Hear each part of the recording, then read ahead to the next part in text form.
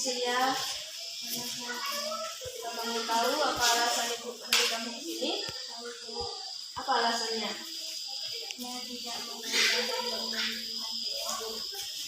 Ibu tahu kamu bukanlah satu-satunya orang yang tidak mengumpulkan PR, tetapi kamu adalah orang yang sudah lebih dari 3 kali tidak mengumpulkan PR. Kenapa kamu tidak mengumpulkan dan mengerjakan PR? Apa kamu tahu saat ini kamu dalam masalah? Apa masalah kamu? Dan jika kamu melakukannya, apa yang akan kamu lakukan?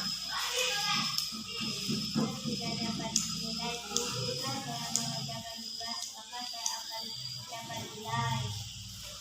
Apa hanya nilai saja? Ya. Jadi apa?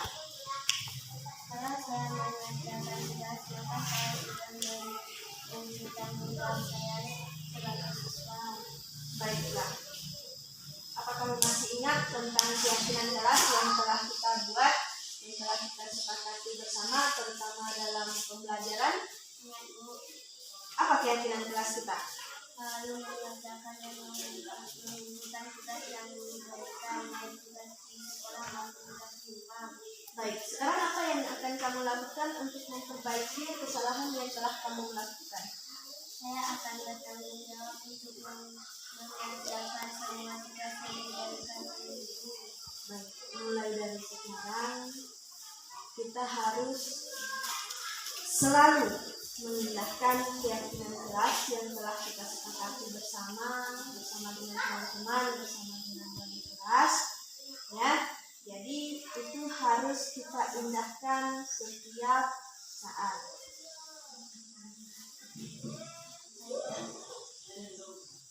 Baik, terima kasih sudah melakukan praktik segitiga restitusi bersama Ibu. Nah, sekarang Ibu mau tanya, bagaimana perasaanmu saat Ibu melakukan praktik segitiga restitusi ini? Saya senang, Bu, Kenapa senang? karena meskipun saya salah, tapi saya tidak dihukum, tetapi diingatkan dan diberikan penguatan tentang keyakinan jelas. Baik, nanti kamu harus selalu ingat tentang keyakinan kelas kita dan jangan sampai kesalahan yang telah dilakukan terulang kembali. Ya? Oke, terima kasih Cecilia, selamat siang.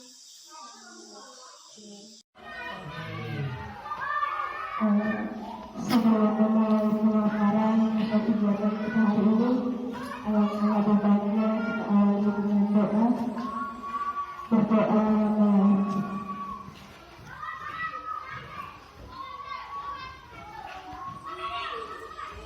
doa selesai. Baik, Bapak Ibu, saudara-saudara, teman-teman hebat dan semuanya. Di sini saya adalah CCP Angkatan 6 Kabupaten Sintang akan memaparkan beberapa hal yang akan kita terapkan di sekolah kita, terutama dalam penyelesaian masalah-masalah konflik yang ada di sekolah, terutama yang ada di kelas biasanya. Nanti kita akan mendengarkan video yang telah saya siapkan. Jadi tolong Bapak Ibu dengarkan. Setelah video nanti selesai, Bapak Ibu boleh merefleksi, boleh memberikan tanggapan. Jika memang ada yang kurang, boleh ditambahkan. Bagaimana solusinya? Ada cara-cara yang baik, cara-cara yang tepat dalam menghadapi berbagai masalah yang ada di sekolah kita. Dan kita langsung saja dengan video yang Bapak Ibu.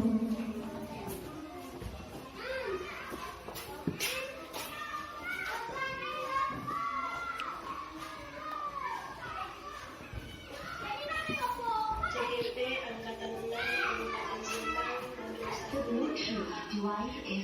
Presentasi nomor 1.4 budaya positif oleh Mary Andani dari SD 8 Terkembang.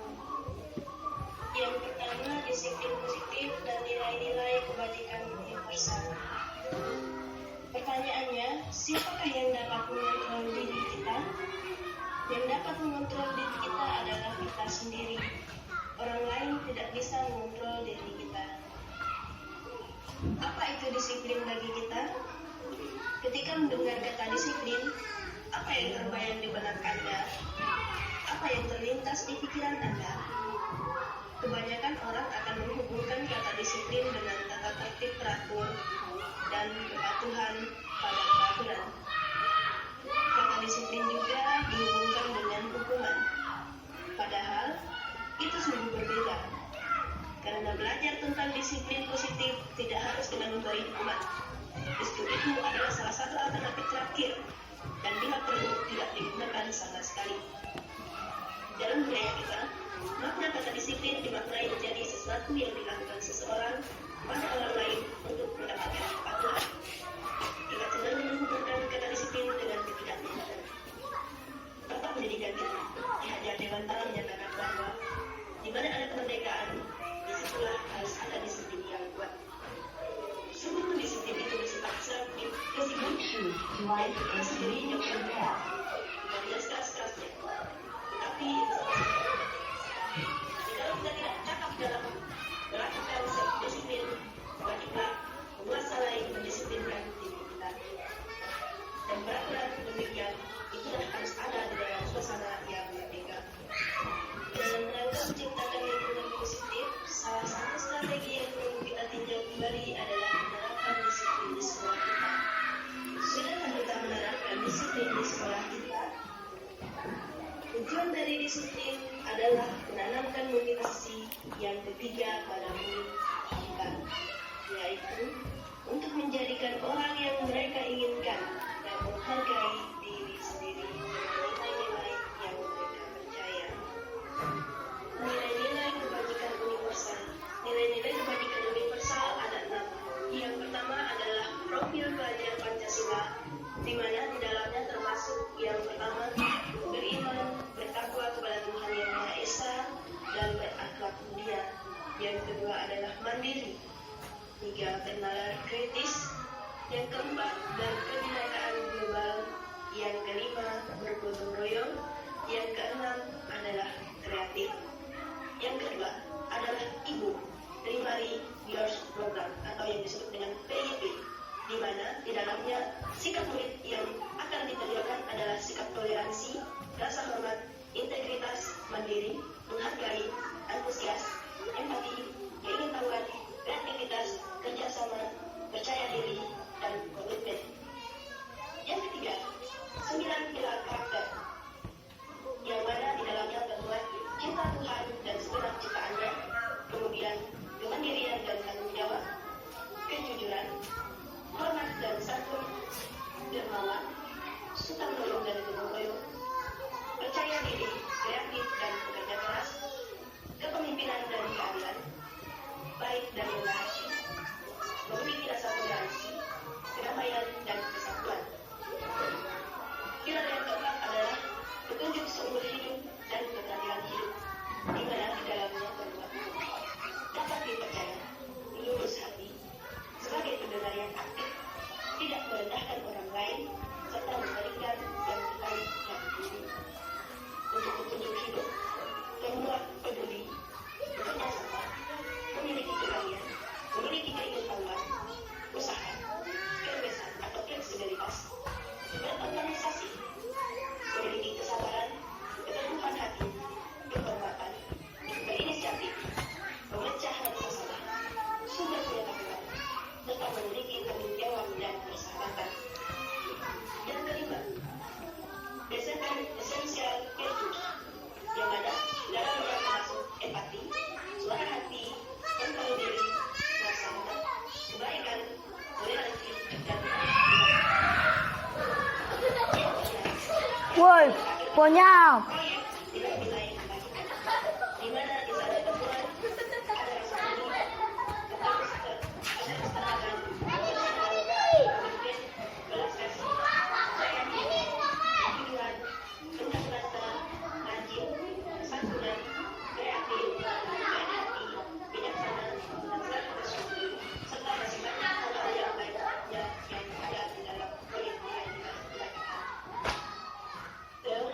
motivasi, hukuman, dan penghargaan, serta restitusi.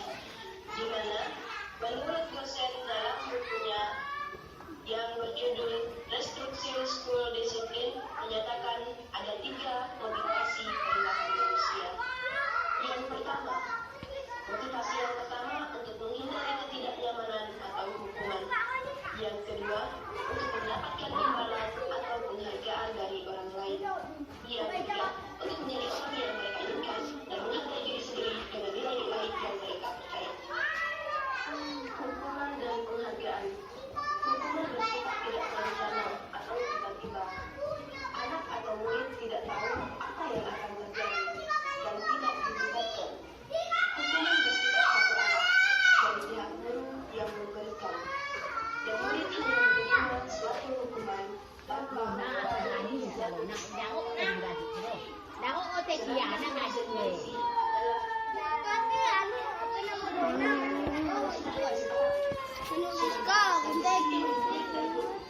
kemudian, untuk memberi konsekuensi beberapa usaha guru atau sekolah, dan murid sudah mengetahui sebabnya konsekuensi yang akan diberikan. Keyakinan kelas. Keyakinan kelas adalah nilai-nilai atau kesepakatan yang telah disepakati oleh semua siswa, yaitu bersama-sama.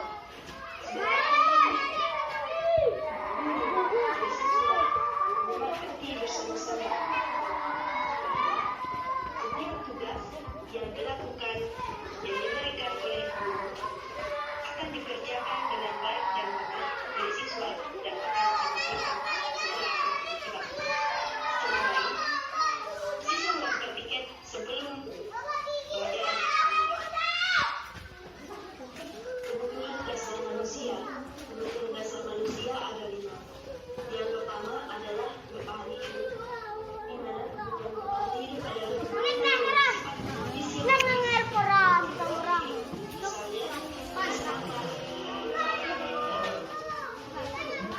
kebutuhan biologis sebagai bagian dari proses Posisi kontrol yang selalu saya gunakan adalah sebagai posisi penghitung. Apakah Bapak yang di sini sebelum mendengarkan paparan ini ada yang melakukan posisi kontrol sedangkan belajar, teman, yang lainnya, atau jadi kebanyakan kita menggunakan posisi kontrol sebagai penghitung. Mana yang lebih banyak kita gunakan? Sebagai penghitung. Jadi sama, saya juga sebenarnya mengikuti pendidikan dan bergerak ini lebih banyak menggunakan posisi penghitung. Sebenarnya posisi penghitung itu sangat tidak baik, untuk masa depan. Kenapa? Dengan posisi penghitung kita dapat merusak mental anak. Anak merasa malu dengan keberadaan kita, meskipun kita tidak melakukan kekerasan fisik, tetapi hanya menggunakan kata-kata. Begitu moral anak akan turun. Mental anak bisa menjadi rusak. Harapannya, setelah mendengarkan beberapa paparan tentang 5 posisi kontrol yang dapat kita gunakan, sebaiknya dari posisi penghukum, dari posisi pembuat merasa bersalah, kita dapat beralih menjadi posisi teman, menjadi posisi pemantau, dan lebih baiknya menjadi posisi manajer. Meskipun di posisi teman ada hal negatif yang akan timbul, tetapi itu cukup lebih baik daripada kita menggunakan posisi kontrol sebagai penghukum dan membuat merasa bersalah. Di dalam kita menyelesaikan masalah yang ada pada anak, itu kita berusaha menggunakan segitiga restitusi. Di mana yang pertama kita harus menstabilkan identitas. Di mana dalam video tadi sudah kita dengarkan bersama, yang harus kita lakukan adalah menstabilkan identitas. Kemudian kita memvalidasi tindakannya, karena itu akan lebih baik untuk anak, baik juga untuk kita. Setelah itu baru kita menanyakan tentang keyakinan kelas. Dan jika dia meyakini, apakah dia bisa berusaha untuk lebih baik, untuk mentaati peraturan atau keyakinan kelas yang telah kita buat. Baik Bapak Ibu, hebat semuanya. Mungkin dari paparan, dari video yang telah kita dengarkan bersama, mungkin ada yang kurang. Jika ada yang ingin ditambahkan, saya persilahkan untuk menciptakan budaya positif di sekolah kita, agar tidak hanya anak-anak, kita juga berusaha untuk menjadi yang terbaik, di mana menurut Hajar Dewantara, pendidikan adalah proses kita untuk memanusiakan manusia. Mungkin ada tambahan, ada paparan dari Bapak Ibu semuanya tentang paparan tambahan dari yang telah saya sampaikan. Saya persilahkan.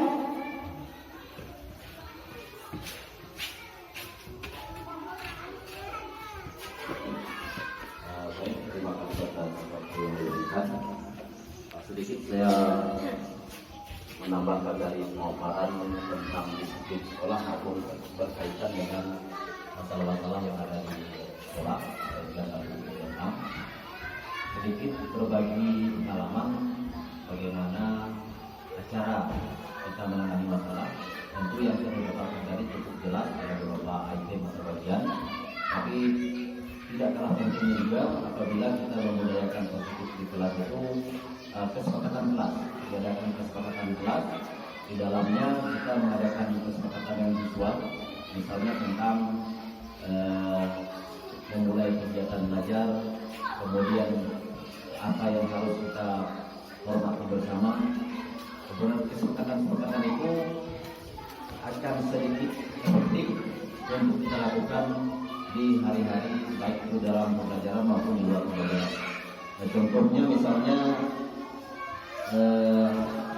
ada anak kita melakukan sedikit kekeliruan, tidak selalu kita mempojokkan dia, tapi beri semangat. Kemudian bagi siswa kita yang ada agak lebih dalam segi nilai misalnya, kita berikan reward paling tidak satu tanam selain dari hadiah. Mungkin itu singkat tambahan dan masukan dari saya. Sekian dan terima kasih.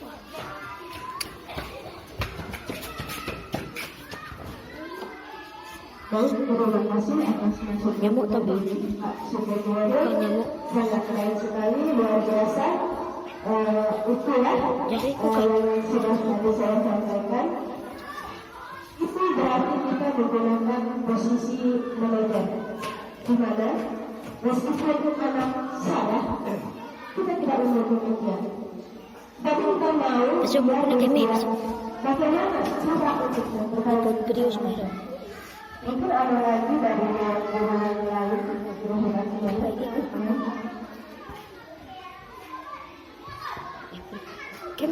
Terima kasih kembali yang telah memberikan materi tentang yang kelas dan beberapa item yang telah disampaikan. Di sini mungkin saran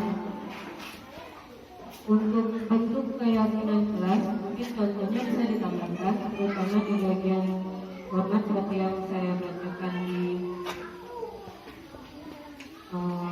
chat penjelasan yang telah diberikan oleh Bu Mary. Itu kan ada contoh tampak seperti atau tidak tampak seperti kabel T dari keyakinan kelas 7. Mungkin kalau kelas 7 bisa masuk kelas 1 atau tidak, Bu Mary? Oh, SMP kelas 7. Nah, untuk kita yang mungkin kelas bawah, contoh penerapan keyakinan kelas mungkin bisa kita tambahkan. Salah satunya adalah anak kita biasakan untuk minta izin kalau keluar kelas. Misalnya mereka pergi ke WC, izin dulu dengan gurunya agar gurunya tahu oh kemana perginya anak kita. Kemudian yang kedua, kalau masuk kelas kita usahakan mereka untuk beri salam atau dulu. Dan itu untuk kelas 1 memang harus kita terapkan karena kebiasaan itu memang penting diterapkan dari kelas yang paling bawah. Jadi semoga di kelas-kelas atasnya mereka sudah terbiasa. Kemudian yang kedua, kalau pulang kita terapkan juga mungkin salaman dengan gurunya. Tidak harus kepada semua guru pergi ke kantor untuk salaman, tetapi kita mulai dari yang kecilnya dulu kelasnya dulu. Jadi kalau kan salaman dulu, beri salam kepada gurunya. Itu saran yang saya berikan, mudah-mudahan bisa bermanfaat. Dan sekali lagi terima kasih atas paparan yang telah diberikan oleh Bu Mary. Dengan paparan yang diberikan oleh Bu Mary, terus terang saya yang baru itu merasa agak nambah ilmunya. Kemudian pada yang tadi sebagai penutup, memang jujur saya juga seperti itu, walaupun menghukumnya tidak secara fisik, tetapi dengan kata-kata. Kadang suka membandingkan anak yang satu dengan yang lain. Kita lihat yang itu bisa, kenapa kamu tidak bisa? Memang menyadari bahwa apa yang dikatakan seperti itu bisa menjatuhkan mental anak, tapi kita sebagai guru kadang lupa bahwa apa yang kita katakan itu salah. Nah, dengan materi yang diberikan Bu Mary sedikit banyak, mudah-mudahan kita sebagai guru bisa merubah kebiasaan kita untuk menghakimi anak di dalam kelas yang melakukan kesalahan. Baik, terima kasih kepada Bu Diana yang membawakan sedikit tambahan untuk kelas terutama dengan satu sebesar luar biasa sekali. Itu memang harus kita terapkan karena dari awal inilah terutama yang melakukan perubahan. Jika tidak kita terapkan seperti itu, akan nanti akan berlaku tidak sesuai dengan kita. Tapi jika sudah ada kesepakatan kelas atau dengan kelas yang telah kita buat, setidaknya mereka bisa mematuhi sedikit demi sedikit, dan akhirnya kita akan ada perubahan tersebut juga. Mungkin ada tambahan dari guru yang lainnya, saya persilakan. Siapa? Mungkin ada begitu. Baik, terima kasih. Kalau tidak ada lagi tambahan masukan dari guru, semoga dengan paparan yang telah kita dengarkan bersama membuat kita untuk merubah cara kita dari hal-hal yang kurang tepat sedikit demi sedikit berubah menjadi lebih baik lagi. Kemerah aku duduk bayar Sisi kontrol 2 kali. dan membuat masalah sedikit demi sedikit bisa kita kurangi, dan akhirnya menulis menjadi tidak ada. Semoga kepadanya yang hadir di sini yang telah mendengarkan paparan ini bisa berubah menjadi menggunakan posisi kontrol yang baik, yaitu posisi kontrol manajer.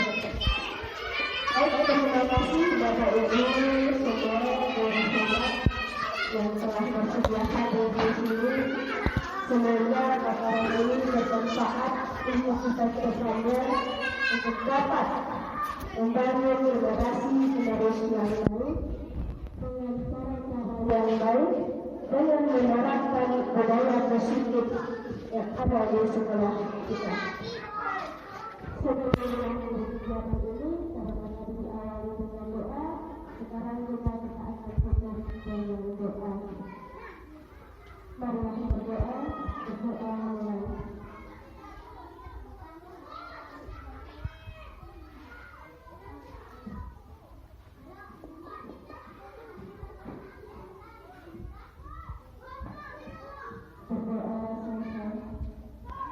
Selamat pagi kita semua, silakan masuk tangan dulu. Salam sehat untuk kita, salam sehat. Terima kasih, selamat pagi.